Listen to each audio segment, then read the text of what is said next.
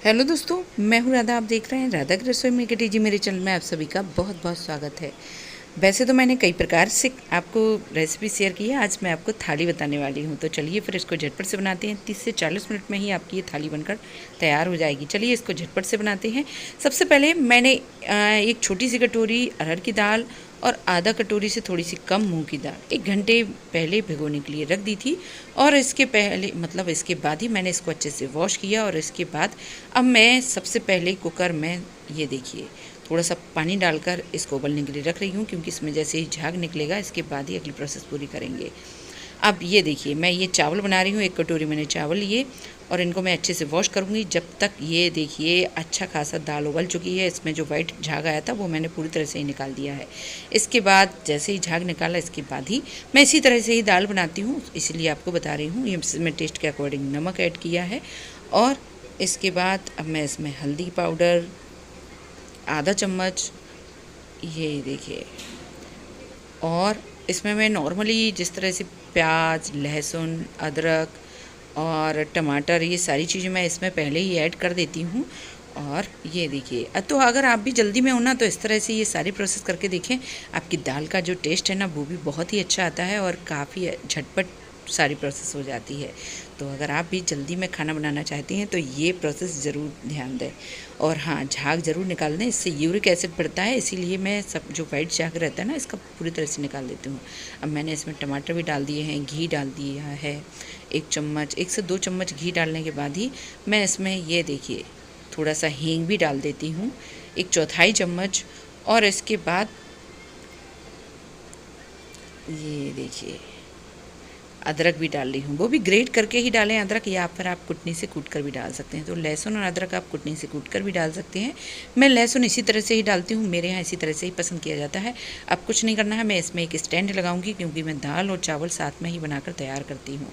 तो एक स्टैंड लगाया, आप कटोरी या कुछ भी रख सकते हैं। और चावल को अच्छे से वॉश कर लिया है।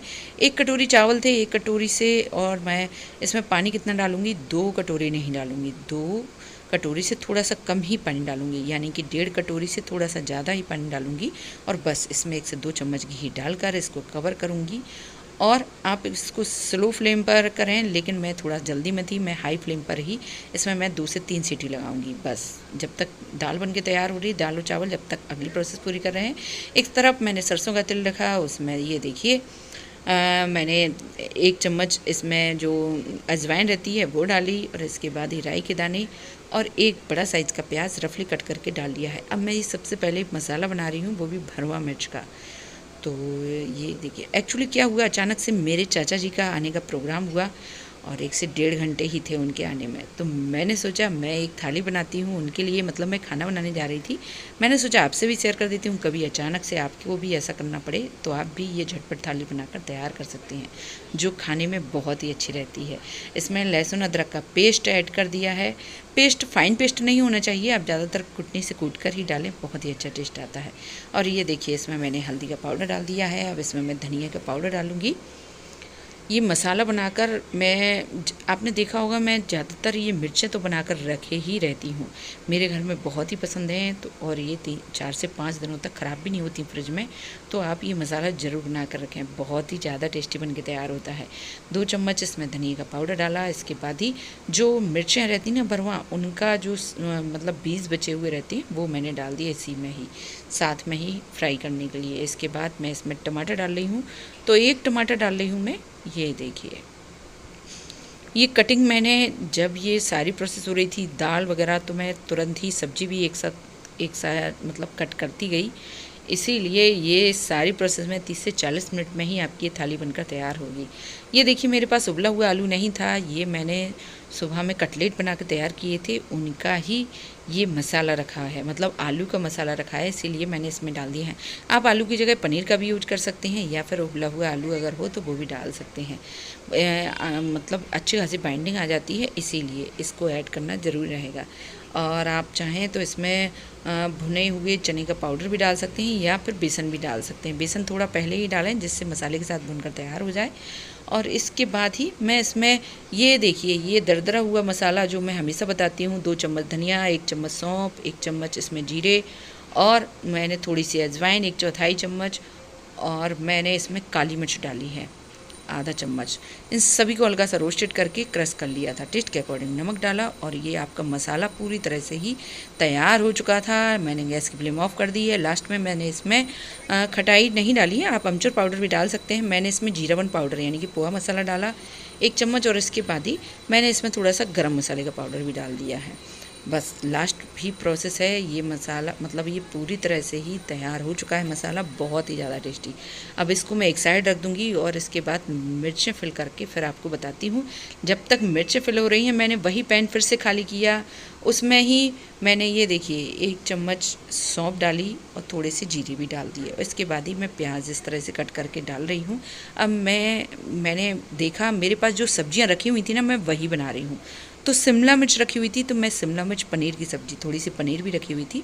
मैंने सोचा यही सब्ज़ी बनाती हूँ, दाल और भरमा मिर्च बनाऊँगी। तो उसी के अकॉर्डिंग ही मैं आपको सारी प्रोसेस बताती जा रही हूँ। आपके पास जो भी सब्जियाँ हों आप इसी तरह से ही बनाकर देखें, बहुत ही झटपट तो बनती हैं, टेस्टी भी काफ़ी रहती हैं। इसमें भी मैंने अदरक और लहसुन का पेस्ट डाल दिया है। इसके बाद ही टमाटर डाल दिए हैं। अगर आप जल्दी में हो तो इस तरह से सब्ज़ी बनाते जाएं, बहुत ही अच्छी बनती है। और मैं इसमें बर्तन भी ज़्यादा यूज़ नहीं कर रही हूँ। एक्चुअली मैं रेंट पर रहती हूँ तो मैं ज़्यादातर बर्तन लेके ही नहीं आई हूँ मैं बच्चों, तो इसीलिए मतलब बच्चों को पढ़ाने के हिसाब से आई थी, तो मैं ज़्यादा बर्तन लेके नहीं आई हूँ। तो इसी के अकॉर्डिंग ही मैं ज़्यादा बर्तन गंदे भी नहीं करती हूँ, क्योंकि मुझे ही साफ़ करने पड़ते हैं इसीलिए। तो मैं आपको बहुत ही कम बर्तनों का यूज किए हुए और उन्हीं बर्तनों में ही सारा काम करके दिखाऊंगी। और ये देखिए इसमें मैंने ये धनिया का पाउडर डाल दिया है, लाल मिर्च डाल दी है 1 चम्मच। तो मसाला आप अच्छे से ही भूनकर तैयार करें। और इसमें थोड़ा सा मैंने पानी डाल दिया था। मसाला जैसे ही मसाले ने तेल छोड़ दिया है, इसके बाद ही ये मसाला पूरी तरह से ही तैयार है। मैं आपको बता दूं, अगर आप चाहते हैं कि मसाला झटपट भून के तैयार हो तो उसको स्लो फ्लेम पर इसी तरह से ही भूनें, पहले तेल में, फिर इसके बाद ही थोड़ा सा पानी ऐड करें। और बस ये जो शिमला मिर्च के बीज बचे थे वो भी डालने के बाद ही मैं थोड़ी देर तक इसी तरह से ही चलाती रही। इसके बाद 3 शिमला मिर्च, 2 प्याज मैंने इस तरह से कट की हैं और इनको मैं डाल दूँगी। और जब तक ये पककर तैयार होंगी ना, इसके बाद मैं बीच में और भी प्रोसेस पूरी करती रह रही हूँ, मतलब कि सलाद काटना और जो भी एक्स्ट्रा काम रहते हैं वो करना। अब टेस्ट के अकॉर्डिंग इसमें नमक ऐड कर दिया है और इसको मैं कवर करके रख दूँगी। तो जब तक ये बन के तैयार हो रही है ना, चलिए फिर चटनी बनाते हैं। इसको मैं थोड़ी देर तक कवर करके रख दूँगी, सिर्फ 50% ही उसको पकाना है। ये देखिए हरा धनिया, हरी मिर्च, आधा प्याज और मैंने लहसुन और अदरक सभी को ले लिया है। ये चटनी इतनी ज़्यादा टेस्टी बनके तैयार होती है। इसके साथ आप पकौड़े भी खा सकते हैं, कटलेट्स हो या फिर दही बड़े के लिए बनानी हो या फिर दाल चावल के लिए, मतलब खाना कोई सा भी हो सबके लिए ये सबके साथ सर्व कर सकती हैं। इसके साथ में आपके पास जैसे आप कभी कभार कुछ भी अच्छा बनाते हैं, चटपटा कटलेट्स वगैरह या पकौड़े वगैरह या फिर सैंडविच, उन सभी में इस चटनी का यूज कर सकते हैं। बहुत ही ज़्यादा टेस्टी बनके तैयार होती है। तो मैंने इसमें आधा नींबू का रस, टेस्ट के अकॉर्डिंग नमक, 2 चम्मच भुने हुए चने का पाउडर, इसके बाद ही ये मैं जीरावन पाउडर यानी कि पोहा मसाला 1 चम्मच डाल रही हूँ। इसके बाद थोड़ा सा पानी ऐड करूँगी, रुक कर इसको ग्राइंड करूँगी और बहुत ही अच्छी ये चटनी बनकर तैयार हो जाएगी। ये देखिए इसको ग्राइंड किया और ये अच्छी खासी चटनी बनकर तैयार हो चुकी है। इसको एक साइड रखूँगी और ये देखिए सब्जी भी बनकर तैयार होने ही वाली है। तो जैसे ही ये 50% कुक हुई, इसमें मैंने पनीर डाल दिया है, क्योंकि अब पनीर के साथ ही इसको पकाऊंगी। और इसमें मैं टमाटर डाल रही हूँ। तो टमाटर को मैंने रस और बीज निकाल दिए हैं और एक ही टमाटर मैंने लिया है, छोटा सा ही। और ऊपर से इस तरह से जब आप टमाटर डालते हैं ना, तो सब्ज़ी का टेस्ट और भी ज़्यादा अच्छा आता है।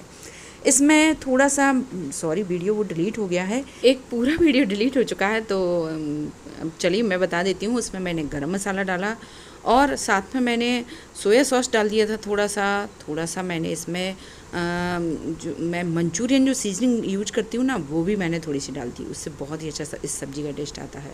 तो ये देखिए ये सब्ज़ी बनकर तैयार हो चुकी है, जो बहुत ही अच्छी खुशबू तो आ ही रही है, काफ़ी अच्छी बनकर तैयार हुई है। इसके साथ साथ मैंने ये मिर्ची भी फिल करके रख दी हैं। तो चलिए अब मैंने फिर से पैन वो खाली किया, इसमें सरसों का तेल लिया। इसके बाद ही मैंने इसमें थोड़ी सी अजवाइन, थोड़ी सी राई के दाने और इसके बाद ही थोड़े से वाइट तेल, ज़्यादा इसमें सरसों का तेल नहीं लिया है।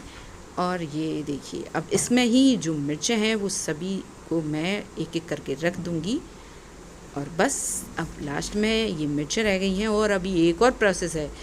दाल हो चुकी है, दाल का भी प्रेशर नहीं निकला था, तो इसीलिए मैंने सोचा लास्ट में ही दाल फ्राई करूँगी, इसके पहले ये सारी प्रोसेस कर लेती हूँ। बस मीडियम टू स्लो फ्लेम पर ही इनको मैं उलटते पलटते हुए सेक कर तैयार करूँगी और थोड़ी ही देर में ये देखिए ये मिर्चें तैयार हो चुकी हैं। तो इसी तरह से ही इनको पकाना था। ये 4 से 5 दिनों तक ख़राब नहीं होती है, इसलिए मैं ज़्यादा क्वांटिटी में इनको बनाकर रखे रहती हूँ।